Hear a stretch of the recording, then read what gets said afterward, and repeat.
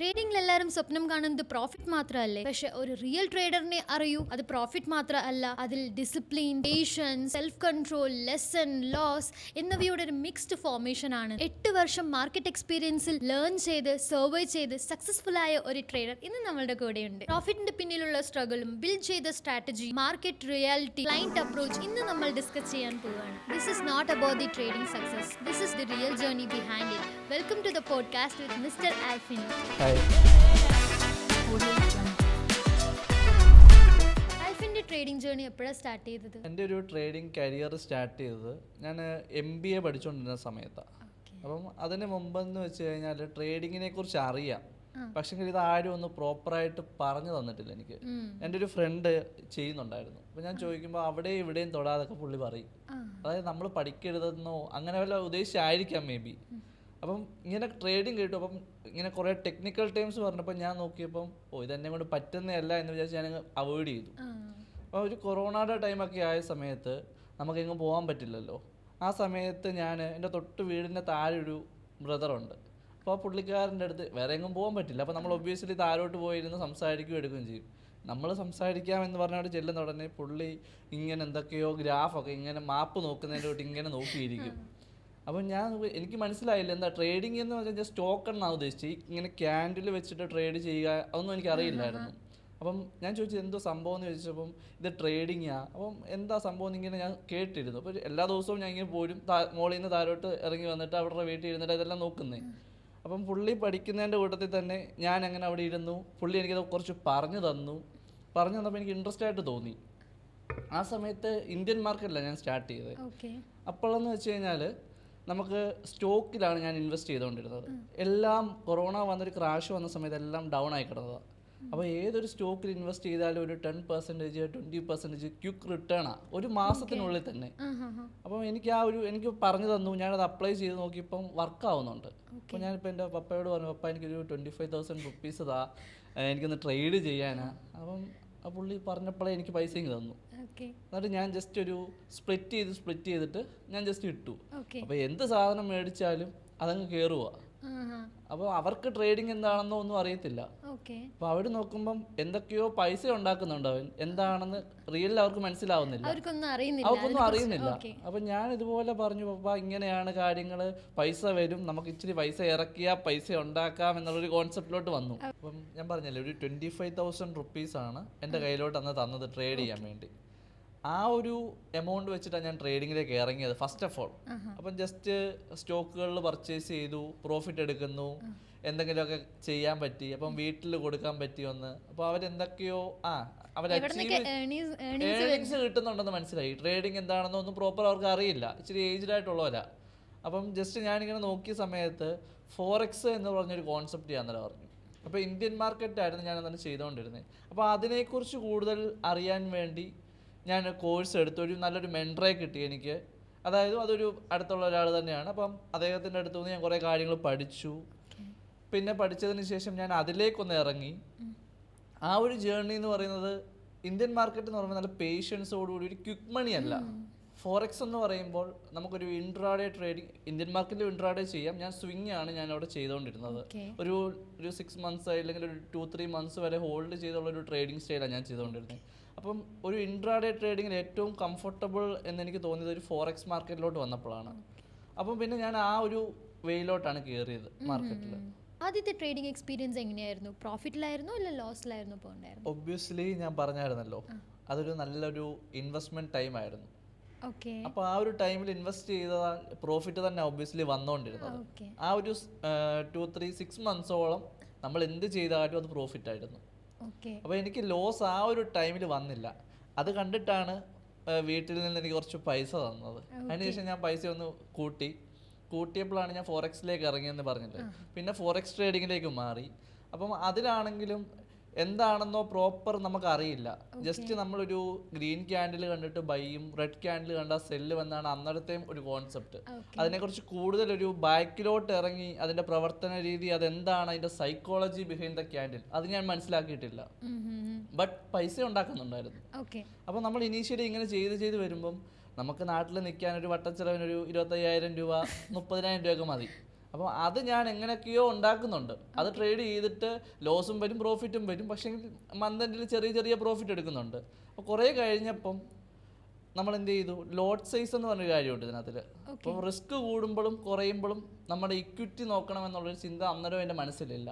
ഞാനൊരു $2,000 $3,000 അന്നേരം പിന്നെ എൻട്രി ചെയ്ത് തുടങ്ങി മാർക്കറ്റിലേക്ക്. ആ ഒരു ടൈമിൽ ഇതേപോലെ ഒരു ദിവസം $100 കിട്ടുമ്പം ഒരു 8,000 7,000 റുപ്പീസായി ഒരു ദിവസം. അപ്പോൾ അത് ചിലപ്പം കിട്ടും ചിലപ്പം പോവും. പക്ഷേ ഇത് ആവറേജ് ചെയ്ത് ഞാനങ്ങ് പോവായിരുന്നു. അപ്പം കൂടുതൽ റിസ്ക് എങ്ങനെയാണെന്ന് ഞാൻ മാനേജ് ചെയ്യാൻ പോയിട്ടില്ല. പ്രോഫിറ്റ് എടുക്കുന്നു, നമ്മൾ എന്തെങ്കിലുമൊക്കെ മേടിക്കും, കാര്യം ചെയ്യും.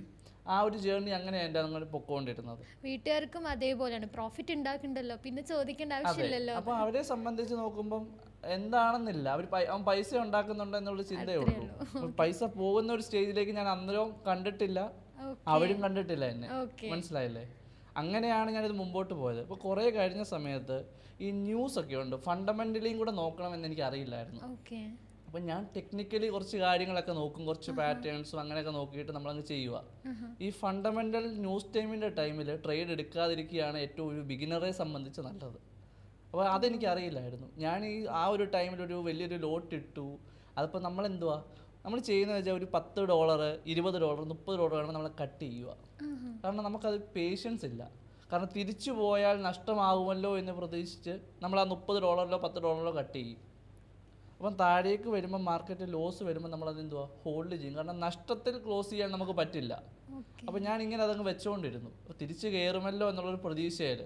അപ്പോൾ ഈ ന്യൂസ് ടൈം ആയ സമയത്ത് ഇത് നേരെ താഴോട്ട് വന്ന് എൻ്റെ പൈസ അക്കൗണ്ട് മൊത്തത്തിൽ വാഷ് ഔട്ടായി കംപ്ലീറ്റ്ലി.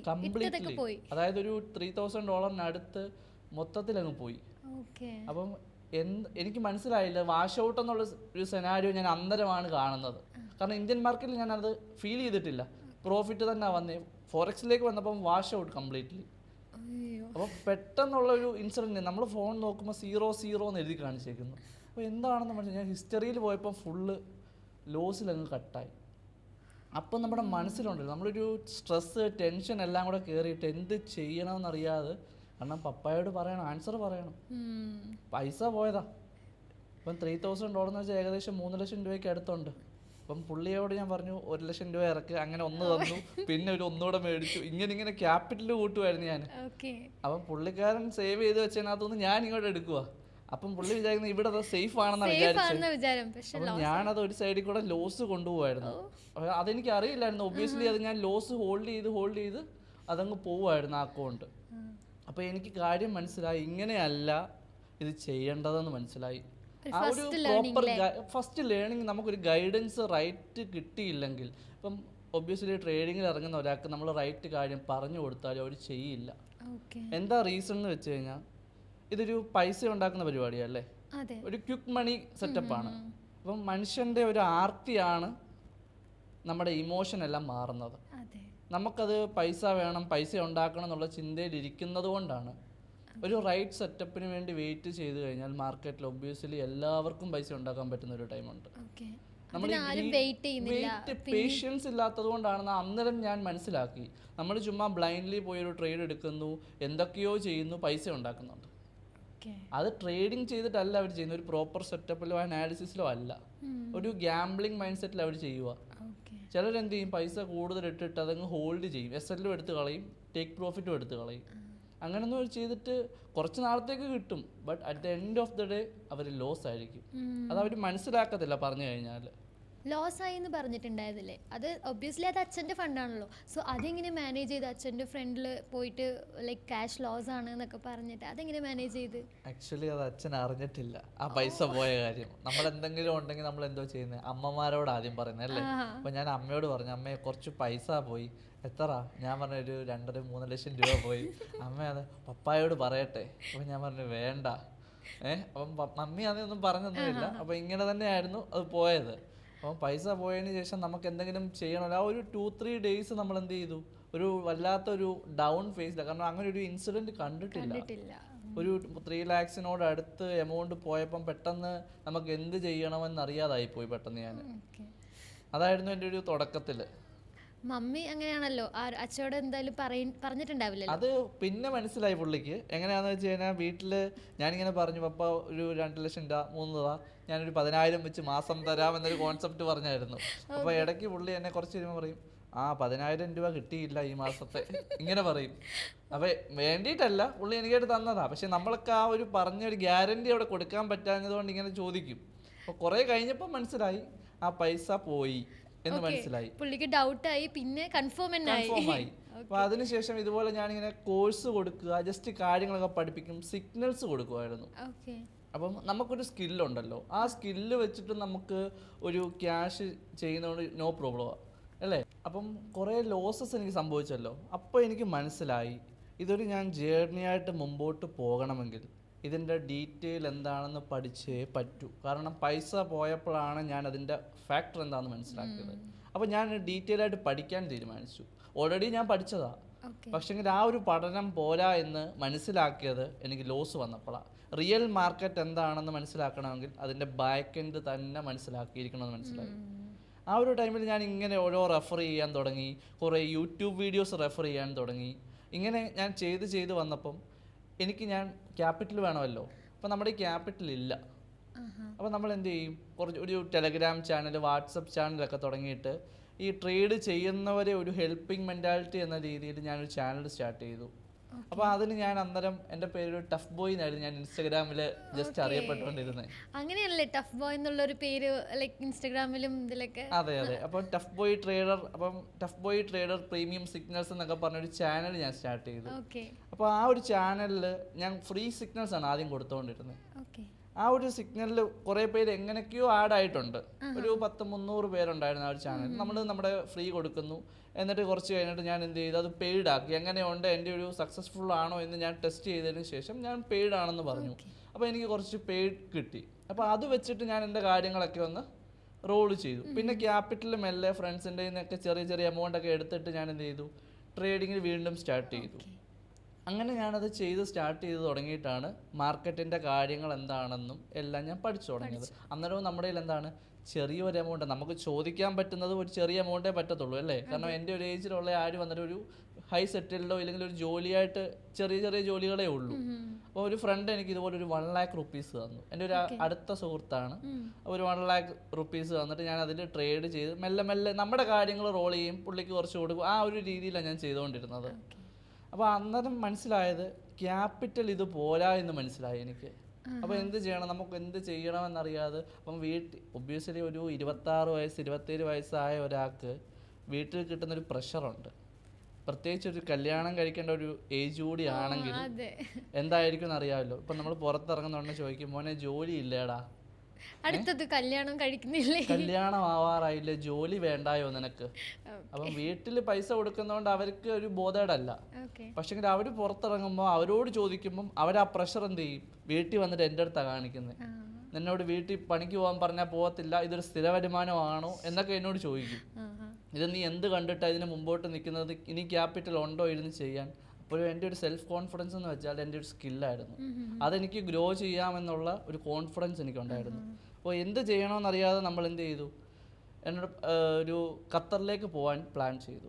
അപ്പോൾ പപ്പയുടെ ബ്രദറൊക്കെ അവിടെ സെറ്റിൽഡാണ്. അപ്പം ഖത്തറിൽ പോയി ഒരു ജോലി എന്നുള്ള രീതി. അപ്പം പിന്നെ ഞാൻ വെച്ചാൽ അവർ പറയുന്നത് കേൾക്കാം എന്നുള്ള രീതിയിലോട്ട് മാറി. കാരണം അവസാനം പിന്നെ പറയരുതല്ലോ നീ പറഞ്ഞിട്ട് കേൾക്കാഞ്ഞിട്ടാണ് അങ്ങനെ ആയിപ്പോയെന്ന്. അപ്പോൾ ഞാൻ എന്ത് ചെയ്തു, ഖത്തറിലേക്ക് മൂവ് ചെയ്ത് ഒരു വല്ലാത്തൊരു ടൈമിലായിരുന്നു. അതായത് ഇപ്പം വോർ നടക്കുന്നില്ലേ, അതുപോലൊരു സിറ്റുവേഷൻ ആയിരുന്നു ഖത്തറിൻ്റെ. അതായത് ഓപ്പർച്യൂണിറ്റീസ് ഒന്നും കിട്ടുന്നില്ല. എവിടെ പോയാലും എല്ലാം ക്ലോസ്ഡ് ആണ്. നമ്മൾ ചെന്ന ഒരു ടൈം കറക്റ്റ് ആയിരുന്നില്ല. അവിടെ ചെന്നു, ജോലികൾ കുറേ അന്വേഷിച്ചു, ഒന്നും അങ്ങോട്ട് കിട്ടാഴികയല്ല, കിട്ടി. പക്ഷെങ്കിൽ നമ്മളുടെ ഒരു പഠിച്ച ഫീൽഡിൽ നമ്മൾ നോക്കിയിരിക്കുമ്പം നമുക്കത് കിട്ടണമെന്നില്ല. അപ്പോൾ എനിക്ക് കുറേ നിന്നപ്പോൾ എനിക്ക് മനസ്സിലായ കാര്യം, അപ്പോൾ അതും നടക്കുന്ന കാര്യമല്ല, അതും ഫ്ലോപ്പാണെന്ന് മനസ്സിലായി. ഒരു 6-7 months അവിടെ ഞാൻ സ്പെൻഡ് ചെയ്തു. അപ്പോൾ എനിക്ക് മനസ്സിലായി. അന്നേരം ഞാൻ എന്താ ചെയ്യുന്നത്, എൻ്റെ ഒരു സൈഡ് ഇൻകം എന്ന് പറയുന്നത് ഈ സിഗ്നൽസ് തന്നെ, ഇല്ലെങ്കിൽ കോഴ്സസ് ഞാൻ കൊടുക്കുമായിരുന്നു. റാൻഡംലി ഇങ്ങനെ ഫ്രണ്ട്സ് ഇൻസ്റ്റാഗ്രാമിലൊക്കെ മെസ്സേജ് അയക്കുമ്പോൾ ഞാൻ പറയും കോഴ്സ് കൊടുക്കും. അപ്പോൾ ഞാൻ പേയ്മെൻറ്റ് മേടിച്ചിട്ട് ഞാൻ കോഴ്സ് കൊടുക്കും. അപ്പോൾ എൻ്റെ ഒരു കാര്യങ്ങൾ നടന്നങ്ങ് പൊക്കോളും. ആ ഒരു ലെവലിലാണ് ഞാൻ പോയത്. അപ്പോൾ അതിനുശേഷം എന്താ നടന്നത്, ഞാൻ ഖത്തറിൽ നിന്ന് തിരിച്ചു വന്നപ്പോഴും എൻ്റെ ഫ്രണ്ടിൽ എന്ത് ചെയ്യണം, എന്താണ് ഫ്യൂച്ചർ എന്ന് അറിയത്തില്ല. അപ്പോൾ അവിടെയും ഞാൻ സ്റ്റക്കായി. പിന്നെയും ഞാൻ സ്റ്റക്കിലോട്ടാണ് വന്നത്. ഞാൻ വിചാരിച്ചു ഖത്തറിൽ പോയി കഴിഞ്ഞാൽ രക്ഷപ്പെടുക എന്നുള്ള രീതിയിൽ അവിടെ ചെന്നു, സെറ്റായില്ല, വീണ്ടും തിരിച്ചു വന്നു. അപ്പോൾ ഞാൻ എന്ത് ചെയ്തു, ഫുൾ മൈൻഡ് സെറ്റോടുകൂടി ഞങ്ങൾ എന്ത് ചെയ്തു, ഒരു ഫ്രണ്ട്സ് 2 പേരുണ്ടായിരുന്നു. അപ്പം അവർ ത്രൂ ഒരു കമ്പനി സ്റ്റാർട്ട് ചെയ്യാമെന്ന് വിചാരിച്ച് ഞങ്ങൾ കൊച്ചിയിൽ ഒരു കമ്പനി സ്റ്റാർട്ട് ചെയ്തു. ഒരു രജിസ്ട്രേഷനൊക്കെ എടുത്ത് ചെറിയൊരു ഓഫീസൊക്കെ എടുത്ത് സിഗ്നൽ സർവീസും കോഴ്സുമായിട്ട് നമ്മൾ ചെയ്തു. അപ്പോൾ അത് കുറച്ച് സക്സസ് ആയിട്ട് പോയി. കുറച്ച് ഇഷ്യൂസ് കാരണം അതങ്ങ് സ്റ്റോപ്പ് ആയി പോയി. ഇതൊക്കെ നടക്കുന്നത് ഏത് വർഷത്തിലാണ്? ഒരു 2023 റേഞ്ചിലാണ്, 23-24 റേഞ്ചാണ്. അപ്പോൾ അതുവരെ നമ്മൾ ട്രേഡ് ചെയ്യുന്നുണ്ടായിരുന്നു, ചെറിയ കാര്യങ്ങൾ. അപ്പം നമ്മുടെ ഇതിൽ എന്താ ജോലിക്ക് പോകാൻ എൻ്റെ മെയിൻ റീസൺ ഞാൻ പറഞ്ഞുതരാം. വീട്ടിലിങ്ങനെ പറയും, മോനെ നീ ജോലിക്ക് പോടാ, എന്തെങ്കിലും വേണ്ടായോ, എക്സ്പീരിയൻസ് വേണ്ടായോ. ആ ഒരു വാക്കുണ്ടല്ലോ, എക്സ്പീരിയൻസ് മാറ്ററാണ്.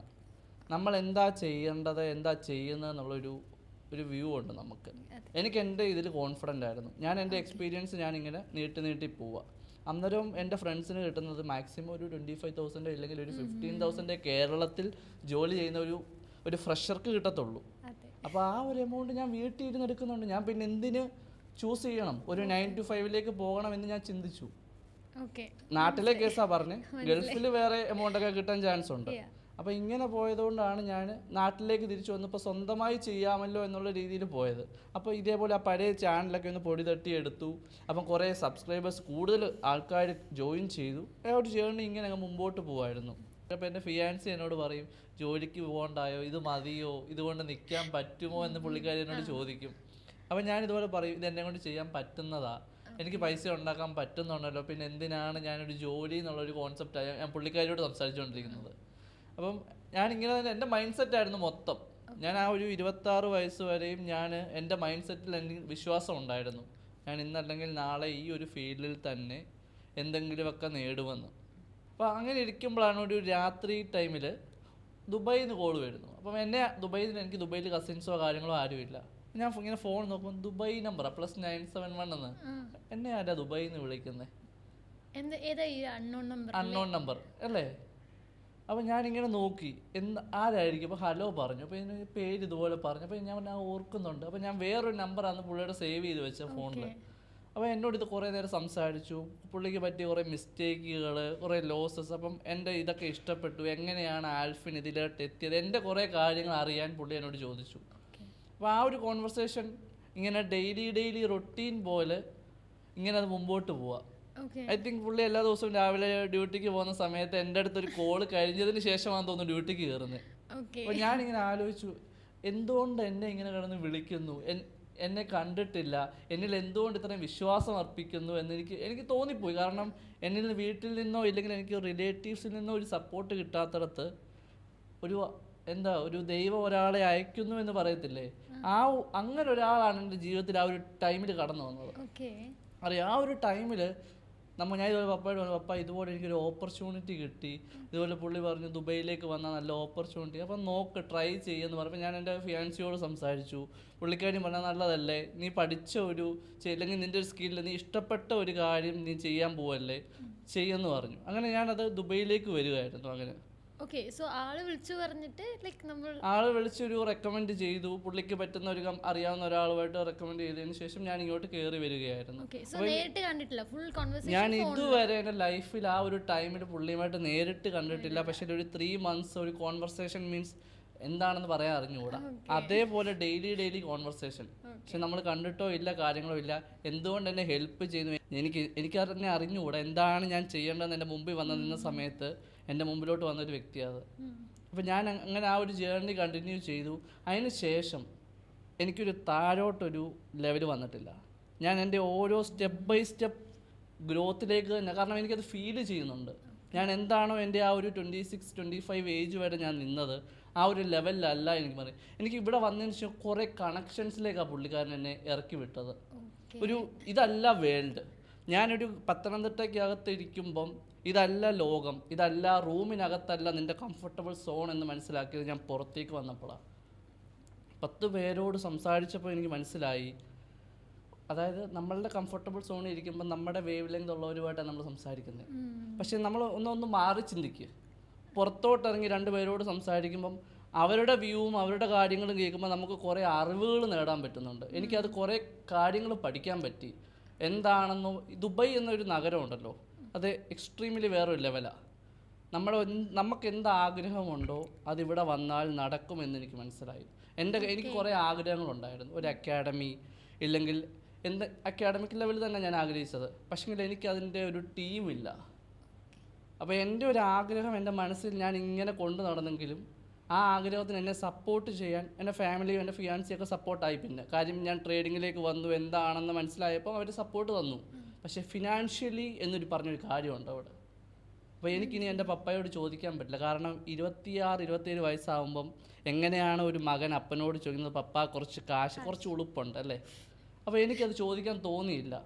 സ്വന്തമായിട്ട് എന്തെങ്കിലും നേടണം എന്നുള്ള ചിന്ത തന്നെയായിരുന്നു എൻ്റെ മനസ്സിൽ. അപ്പോൾ ഞാൻ വീട്ടിൽ നിന്ന് ആശ്രയിക്കാൻ തുടങ്ങി. എൻ്റെ കാര്യങ്ങൾ ഞാൻ സെൽഫായിട്ട് തന്നെ ചെയ്യാൻ തുടങ്ങി. അങ്ങനെയാണ് ഇതിൽ പുള്ളിക്കാരൻ എന്നെ വേറൊരാളെ കൂടെ പരിചയപ്പെടുത്തി തന്നു. അപ്പോൾ ഇവർ 2 പേരും കൂടെ ആയിരുന്നു പിന്നെ എൻ്റെ ലൈഫിൻ്റെ ടേണിംഗ് പോയിന്റ് എന്ന് പറയുന്നത്. എൻ്റെ ലൈഫിലേക്ക് പെട്ടെന്ന് കടന്നു വന്നു. ആ ഒരു ടേണിംഗ് മൊമെൻ്റ് എന്ന് വെച്ച് കഴിഞ്ഞാൽ അങ്ങനെയാണ്. എനിക്ക് അറിഞ്ഞുകൂടെ എന്താണ് അവരെന്നിൽ നിന്ന് സത്യം പറഞ്ഞാൽ അവർക്കൊന്നും കിട്ടാനില്ല. ഞാൻ എന്ന വ്യക്തി 0-യിലാണ് അവിടെ. അവരെന്ന് വെച്ചാൽ വേറെ ലെവൽ പൊസിഷനിൽ ഇരിക്കുന്നവർ. എന്നിൽ നിന്ന് അവർക്കൊന്നും വേണ്ട. ബട്ട് എന്തുകൊണ്ട് അവരെന്നെ കോണ്ടാക്ട് ചെയ്യുന്നു, ആ സൗഹൃദം മുമ്പോട്ട് കൊണ്ടുവന്ന് എനിക്ക് മനസ്സിലായില്ല. അങ്ങനെ ഇങ്ങോട്ട് വന്നു. കുറച്ച് കഴിഞ്ഞപ്പോൾ എന്നോട് എൻ്റെ മുമ്പിലോട്ട് വെച്ച് നീട്ടിയത് വേറൊരു ഓഫറായി വരും. ആ ഒരു ഓഫർ എന്ന് വെച്ചാൽ ഇപ്പം എന്നെ കണ്ടിട്ടില്ല, ആ ഒരു ടൈമിലും ഇവരെന്നെ കണ്ടിട്ടില്ല എന്നാണ് ഞാൻ പറഞ്ഞത്. ഒരു 3-6 months കഴിഞ്ഞ് ദുബൈയിൽ വന്നതിന് ശേഷമാണ് ഞാൻ ഇവരെ കാണുന്നത്. അതിന് മുമ്പ് ഇവർ എന്നോട് പറഞ്ഞത്, ആൽഫിന് അക്കൗണ്ട് തരട്ടെ, അക്കൗണ്ട് ഡീറ്റെയിൽസ് ഇതാ, ഞാൻ കുറച്ച് പൈസ ഇട്ട് തരാം, ട്രേഡ് ചെയ്യാമോ എന്ന് ചോദിച്ചു. അപ്പോൾ ഒബ്വിയസ്ലി ഞാൻ വിചാരിക്കുന്നത് എന്താ ഒരു $1,000 $2,000 എന്നായിരിക്കും. എന്നെ കണ്ടിട്ടില്ല ആ വ്യക്തി. അവിടാണ് ഞാൻ ഷോക്കായ ഒരു നിമിഷം. എൻ്റെ മുമ്പിലേക്ക് വെച്ച് നീട്ടിയത് ഒബ്വിയസ്ലി ഞാൻ ഓപ്പണായിട്ട് പറയും, ഒരു $25,000 ഒരു അക്കൗണ്ട് അവർ എനിക്ക് തന്നത്. എന്നെ കണ്ടിട്ടില്ല, എന്തിനെനിക്കൊരു അക്കൗണ്ട് തന്നു എന്ന് ഞാൻ ചിന്തിച്ചു. അപ്പോൾ കാരണം എൻ്റെ വീട്ടിലോ ഇല്ലെങ്കിൽ ആരെങ്കിലും ഒരു റിലേറ്റീവ്സ് തരുവാണെങ്കിൽ ഓക്കെ നീ ചെയ്തോടാ എന്ന് പറഞ്ഞ് ഓക്കെ. എന്നെ കാണാത്ത ഒരു വ്യക്തി എന്നിൽ ട്രസ്റ്റിൽ അർപ്പിച്ചെങ്കിൽ എനിക്കത് തിരിച്ചു കൊടുത്തേ പറ്റത്തുള്ളൂ. റിലേറ്റീവ്സ് ഹെൽപ്പ് ചെയ്തിട്ടുണ്ട്, ഇല്ലെന്നല്ല. ബട്ട് അൺഫോർച്ചുനേറ്റ്ലി നമുക്ക് റാൻഡംലി ആരെങ്കിലും പെട്ടെന്ന് കയറി വരും ലൈഫിൽ. എനിക്കത് ഭയങ്കരമായിട്ട് എനിക്കത് വന്നിട്ടുള്ളതാണ്. റാൻഡംലി വന്ന ഒരാളാണ് എന്നെ ഒരു നെക്സ്റ്റ് ലെവലിലേക്ക് കൈപിടിച്ച് ഉയർത്തുന്നത്, മനസ്സിലായോ? അപ്പോൾ അങ്ങനെയാണ് എൻ്റെ ആ ഒരു സ്റ്റേജിലേക്ക് എത്തിയത്. ഇല്ലെങ്കിൽ നീ ചെയ്തോടാ, നീ ചെയ്യ് എന്ന് പറഞ്ഞ ഒരു വ്യക്തി എനിക്ക് തന്നിട്ടില്ല. എന്നെ ഒരു വിശ്വാസം അർപ്പിച്ചില്ലേ. അപ്പോൾ എനിക്കത് വലിയൊരു പ്ലസ് പോയിന്റ്. കാരണം എൻ്റെ കരിയറിൻ്റെ ഒരു സ്റ്റാർട്ടിങ് പോയിന്റ്. കാരണം എനിക്ക് വേണ്ടത് എന്താ? ഫണ്ടാണ്. എനിക്കെന്താ ഇല്ലാത്ത? ഫണ്ടില്ല. അവരെന്നിലേക്ക് തന്ന ആ ഒരു $25,000 അക്കൗണ്ട് വെച്ചിട്ട് നിനക്ക് എന്ത് ചെയ്യാൻ പറ്റുന്നോ നീ ചെയ്തോ. ഞാൻ പറഞ്ഞു, ചേട്ടാ ഇതിൽ ലോസൊക്കെ വരുന്നതാ, ലോസ് വരുമെന്ന് എനിക്കറിയാം, നീ ചെയ്തോ, നിന്നിൽ എനിക്ക് വിശ്വാസം ഉണ്ടെന്നും പറഞ്ഞിട്ട് ഒരു വിഷയമില്ല. അവർ തന്ന പൈസയാണ്. പക്ഷെ ഒരു ഫേസ് പോലും കാണാണ്ട് എങ്ങനെയാണ്? അതാണ് എനിക്കും മനസ്സിലാകാഞ്ഞത്. ഒരു ഫേസ് പോലും കാണാതെ ആ ഒരു എമൗണ്ട് എൻ്റെ കയ്യിലേക്ക് വെച്ച് തന്നപ്പം എനിക്ക് ഒബ്വിയസ്ലി എനിക്ക് എന്തുവാ പറയേണ്ടതെന്ന് അറിയത്തില്ല. ഞാൻ ആ ഒരു നിമിഷം ഞാൻ എൻ്റെ പപ്പായോട് പറഞ്ഞു. അപ്പോൾ പപ്പായുടെ കണ്ണിൽ ഇങ്ങനെ വെള്ളം വന്നു. അപ്പം സത്യം പറയാമല്ലോ, എൻ്റെ ലൈഫിൽ ആ ഒരു ടൈമിൽ ഉണ്ടായ ഒരു മൊമെൻ്റ് ഉണ്ട്. എനിക്ക് എന്താണോ വേണ്ടത്, ഒരു ബ്രദർ ചെയ്തു തരാത്ത കാര്യങ്ങൾ വേറൊരാളിൽ നിന്ന് കിട്ടിയപ്പോൾ ഞാൻ ഹാപ്പി ആയ ഒരു ടൈമിൽ. കാരണം എൻ്റെ ഒരു ഗ്രോത്തിലേക്ക് ഞാൻ കയറിയെന്ന് ഞാൻ തന്നെ ഒരു ചെയ്തു. പിന്നെ എൻ്റെ ആ ഒരു സ്കില്ലും കാര്യങ്ങളും എല്ലാം വെച്ച് നമ്മളത് ട്രേഡിങ്ങിലേക്ക് ട്രേഡ് ചെയ്ത് മെല്ലെ മെല്ലെ ഒരു പ്രോഫിറ്റിലേക്കൊക്കെ വരുമായിരുന്നു. അങ്ങനെയായിരുന്നു എൻ്റെ ഒരു കരിയറിൻ്റെ ഗ്രോത്ത്. അതായത് നാട്ടിൽ നിന്ന് ഞാൻ എങ്ങനെയാണോ ദുബൈയിലേക്ക് എയിം ചെയ്തത്, അവിടെയായിരുന്നു എൻ്റെ ഒരു സ്റ്റാർട്ടിങ് സ്റ്റേജ്. അപ്പോൾ ദുബായാണ് ടേണിംഗ് പോയിന്റ്. ദുബൈയിലോട്ട് വന്നതിന് ശേഷമാണ് എൻ്റെ ടേണിംഗ് പോയിന്റ്. എങ്ങനെയാണ് ക്ലയൻസിനെ ഡീല് ചെയ്യേണ്ടത്, എങ്ങനെയാണ് ഞാൻ മനസ്സിലാക്കിയ ഒരു കാര്യം പറയാം. എല്ലാവരും ട്രേഡ് ചെയ്യുന്നവരാ, ട്രേഡിങ്ങിനെ എല്ലാവരും സ്കാമായിട്ട് കാണുന്നവരാ. ഇതിൻ്റെ റീസൺ എനിക്ക് മനസ്സിലായത്, ട്രേഡിങ് സ്കാം ആണെന്ന് പറയുന്നവർ ട്രേഡിങ് അല്ല അവർ ചെയ്യുന്നത്, അവർ ഗ്യാംബ്ലിങ്ങാണ് ചെയ്യുന്നത്. കാരണം അവർ മെറ്റാട്രേഡർ 5 എന്ന് പറഞ്ഞൊരു പ്ലാറ്റ്ഫോമുണ്ട്. ആ ഒരു പ്ലാറ്റ്ഫോമിൽ ജസ്റ്റ് പച്ച കണ്ടിട്ട് ബൈയും ചുവപ്പ് കണ്ടിട്ട് ഗെയിം കളിക്കുന്നതിൻ്റെ കൂട്ട് അവർ രണ്ടിലും പിടിച്ച് ഞെക്കി കളിക്കുക. അവർ പൈസ ഉണ്ടാക്കുന്നുണ്ടോ എന്ന് ചോദിച്ചപ്പോൾ പൈസ ഉണ്ടാക്കുന്നുണ്ട്. പക്ഷേ ഇവർ ലോസ് ഉണ്ടാക്കുമ്പോൾ ഇവർ അടിച്ചു കളയുക, എന്നിട്ട് പറയുന്നത് ഇത് കൊള്ളില്ല, ഇല്ലെങ്കിൽ അത് ഇങ്ങനെയല്ല വർക്കാവുന്നത്, ഇതൊരു സ്കാമാണെന്നാണ് അവർ പറയുന്നത്. പ്രൊഫഷണലി പഠിച്ചിട്ട് ചെയ്യുന്ന ഒരു വ്യക്തി പറയുമോ അത് സ്കാമാണ്? എന്താണ് ബാങ്കുകാർ ചെയ്യുന്നത്? നമ്മളൊരു പൈസ കൊണ്ടിടുന്നത് ബാങ്കിൽ അവിടെ കിടക്കുന്നു എന്നാണ് വിചാരിക്കുന്നത്. ഇപ്പം റിജീഷ് ഒരു 10 lakh rupees ബാങ്കിൽ ഡെപ്പോസിറ്റ് ചെയ്തു. ഈ ഡെപ്പോസിറ്റ് ചെയ്യുന്ന അതുപോലെ അവിടെ റിജീഷയുടെ ക്യാഷ് അതുപോലെ അവരെ ഒതുക്കി വെച്ചേക്കുവാണോ? ഒരിക്കലും അല്ല. ബാങ്ക് എന്താ ചെയ്യുന്നത്? അവർ അത് എടുത്തിട്ട് റോൾ ചെയ്യുകയോ അവർ ട്രേഡ് ചെയ്യുകയും അതിന് ബാക്ക് ആൻഡ് ടീംസ് ഉണ്ട്. ഒരിക്കലും നമ്മുടെ പൈസ നമ്മൾ ഇൻവെസ്റ്റ് ചെയ്യുന്ന അവിടെ ഇട്ടേക്കുമല്ല. ഇതൊരു റോളിംഗ് പ്രോസസ്സാണ് അല്ലേ? പ്രോസസ് ഉണ്ട്. നമ്മൾക്ക് നോക്കുമ്പം ഫിക്സഡ് ഒരു ഇൻകം കിട്ടുന്നുണ്ട് അല്ലേ? ഒരു 7%, 5% ഫിക്സഡ് ഇൻകം അവർ തരുന്നുണ്ട്. നമ്മൾ അതേ നോക്കുന്നുള്ളൂ. ബാക്ക് എൻഡിൽ എന്ത് നടക്കുന്നു എന്ന് നമ്മൾ ചിന്തിക്കുന്നില്ല. നമ്മൾ നോക്കുന്ന നല്ലൊരു പേരാണല്ലോ, ഒരു ട്രസ്റ്റ് വർത്തി ആയിട്ടൊരു കമ്പനിയാണല്ലോ എന്നേ നമ്മൾ ബാങ്കിൽ നോക്കുന്നുള്ളൂ അല്ലേ? ഇതേപോലെ തന്നെയാണ് ഫോറക്സിൽ ബ്രോക്കേഴ്സിനെ ചൂസ് ചെയ്യേണ്ടത്. ഫോറക്സിലും നല്ല നല്ല ബ്രോക്കേഴ്സും ഉണ്ട്, സ്കാം ബ്രോക്കേഴ്സും ഉണ്ട് അല്ലേ? അപ്പോൾ എങ്ങനെയാണ് ഒരു നല്ല ബ്രോക്കറിനെ ചൂസ് ചെയ്യേണ്ടതെന്ന് നമുക്ക് മനസ്സിലാക്കാൻ പറ്റും. ഓരോ റെഗുലേഷൻസ് വെച്ചിട്ടാണ് നമ്മളത് നോക്കുന്നത്.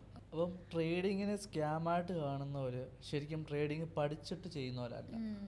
അതെനിക്ക് മനസ്സിലായതാണ്. കാരണം ഞാനിവിടെ കുറേ പേരെ ഇങ്ങനെ കണ്ട് സംസാരിക്കുമ്പോഴും ഇവരാദ്യം ഭയങ്കര പ്രോഫിറ്റിലാണ്, പക്ഷെ ഇവർ ട്രേഡിങ് പഠിച്ചിട്ട് ചെയ്യുന്നവരല്ല. ജസ്റ്റ് ഒരു ഗെയിം പോലെ ഇത് അങ്ങോട്ടും ഇങ്ങോട്ടും അപ്ലൈ ചെയ്തിട്ട് ചെയ്യുന്നവരാണ്. എന്താണ് അതിൻ്റെ ബാക്കിലെ ഫാക്ടർ എന്ന് അവർ മനസ്സിലാക്കുന്നില്ല. അപ്പം അങ്ങനെ ചെയ്തതുകൊണ്ട് ആണ് അവർക്ക് ആ ഒരു ബുദ്ധിമുട്ട് ഫീൽ ചെയ്യുന്നത്, ട്രേഡിങ് ഒരു സ്കാമാണ് എന്നുള്ളത്. ഇനി എനിക്ക് കുറച്ച് ക്വസ്റ്റ്യൻസ് ചോദിക്കാനുണ്ട്. ട്രേഡിങ്ങിൽ ബിഗിനേഴ്സൊക്കെ ഫേസ് ചെയ്യുന്ന മിസ്റ്റേക്സ് എന്താ? ഈ ബിഗിനേഴ്സ് എന്നാണോ ഉദ്ദേശിച്ചത് അതോ ട്രേഡിങ്? 2 ടൈപ്പ് ഉണ്ട്. ട്രേഡിങ് പഠിച്ചവരും ഉണ്ട്, പഠിക്കാത്തവരും ഉണ്ട്. ഇവർ 2 പേരും ബിഗിനേഴ്സ് തന്നെ എന്നാണ് ഞാൻ മനസ്സിലാക്കുന്നത്. ട്രേഡിങ് പഠിച്ചു എന്ന് പറയുന്നവർ ഒരിക്കലും ട്രേഡേഴ്സ് ആവില്ല. ഇതിൻ്റെ ബാക്ക് കാരണം ഒരു പുസ്തകം ഞാൻ എടുത്ത് തരുവാണെങ്കിൽ ആ പുസ്തകം വായിച്ചു പഠിച്ചു കഴിഞ്ഞാൽ കാര്യമുണ്ടോ? അതൊരു തിയറി സെഷനാണ് അല്ലേ? ട്രേഡിങ് മീൻസ് അതൊരു പ്രാക്ടിക്കലാണ്. ആ ഒരു പ്രാക്ടിക്കൽ ചെയ്യുക എന്ന് പറയുന്നത് അവർ എക്സ്പീരിയൻസ് ചെയ്യുമ്പോഴേ അതൊരു പ്രാക്ടീസ് ആവത്തുള്ളൂ. മോസ്റ്റ് ഓഫ് ദ ട്രേഡേഴ്സ് എന്ന് പറയുന്നവരും ചെയ്യാത്തൊരു മിസ്റ്റേക്ക് ബാക്ക് ടെസ്റ്റിംഗ്. അവരത് ട്രേഡ് ചെയ്ത് നോക്കുന്നില്ല, ഇല്ലെങ്കിൽ അതിൻ്റെ ബാക്ക് ടെസ്റ്റ് ചെയ്ത് നോക്കുന്നില്ല. എന്താണോ ആ പുസ്തകത്തിൽ എഴുതിയത്, ഇല്ലെങ്കിൽ എന്താണോ ഉള്ള ഒരു കണ്ടന്റ്, അത് ജസ്റ്റ് അപ്ലൈ ചെയ്തിട്ട് പറയും ദിസ് ഈസ് നോട്ട് വർക്കിംഗ് അല്ലേ? അപ്പം അതല്ല ട്രേഡിങ്. ട്രേഡിങ് പഠിച്ചു വെച്ചിട്ട് ചെയ്യേണ്ട ഒരു കാര്യമല്ല, അത് എക്സ്പീരിയൻസിൽ നിന്ന് സെൽഫ് ലേൺ ചെയ്യേണ്ട ഒരു കാര്യമാണെന്ന് ഞാൻ മനസ്സിലാക്കിയതാണ്. കാരണം ഞാനും ഒരു ബിഗിനറായിരുന്നു. ആ ബിഗിനിങ് സ്റ്റേജിൽ ഇതേപോലെ ഓരോ യൂട്യൂബ് വീഡിയോസും ഇല്ലെങ്കിൽ കുറേ കാര്യങ്ങളും നോക്കിയിട്ട് ഞാൻ നോക്കുമ്പം എനിക്കിതൊന്നും അപ്ലൈ ആവുന്നില്ല. പൈസ ഉണ്ടാക്കാൻ പറ്റും, ചിലപ്പം പൈസ കിട്ടും, ചിലപ്പം പോവും. എന്താണ് കൺസിസ്റ്റൻസി എന്ന് മനസ്സിലാക്കിയത് അതിൻ്റെ ബാക്ക് എൻഡ് പഠിച്ചപ്പോഴാണ്. ബാക്ക് എൻഡ് മീൻസ് എന്താണോ ക്യാൻഡിൽ, അതിൻ്റെ സൈക്കോളജി എന്താണ്, അങ്ങനെ കുറേ ഡീറ്റെയിൽസ് പഠിച്ചപ്പോഴാണ് നമുക്ക് മനസ്സിലായത് ട്രേഡിങ് എങ്ങനെയാണ് അത് മുമ്പോട്ട് കൊണ്ടുപോകേണ്ടത്. ഒരിക്കലും ഒരു ടെക്നിക്കൽ സൈഡ് പഠിച്ചതുകൊണ്ടോ ഒരു ട്രേഡർ ആവണമെന്നില്ല. ഒരു ട്രേഡർക്ക് വേണ്ട ഏറ്റവും വലിയൊരു കാര്യം റിസ്ക് മാനേജ്മെൻ്റ് ആണ്. പൈസ സൂക്ഷിക്കാൻ അറിയാത്ത ഒരാൾ ട്രേഡ് ചെയ്തിട്ട് കാര്യമില്ല. അതാണ് അതിൻ്റെ വേണ്ടത്. കാരണം മണി മാനേജ്മെൻറ്റ് വളരെ ഇമ്പോർട്ടൻ്റ് ആയിട്ടുള്ളൊരു കാര്യമാണ് ട്രേഡിങ്ങിൽ. എല്ലാവരുടെയും ക്യാപിറ്റലുണ്ട്, അത് ഉപയോഗിക്കാൻ പഠിച്ചില്ലെങ്കിൽ കാര്യമുണ്ടോ? ഒരു കാര്യവുമില്ല. കാരണം ഞാൻ കണ്ടുവന്ന കുറേ ക്ലയൻസ് ഇവരുടെ 10,000 ഉണ്ട്, 20,000 ഉണ്ട്, $1 lakh ഉണ്ട്. പക്ഷേ ഇവർ ലൂസാക്കുവാണ്. എന്തുകൊണ്ടാണെന്ന് വെച്ചാൽ അവർക്കത് പൈസ മാനേജ് ചെയ്യാൻ അവർ പഠിച്ചിട്ടില്ല, ഇല്ലെങ്കിൽ ഒരു റൈറ്റ് ഇൻഫോർമേഷൻ അല്ല അവർക്ക് കിട്ടുന്നത്.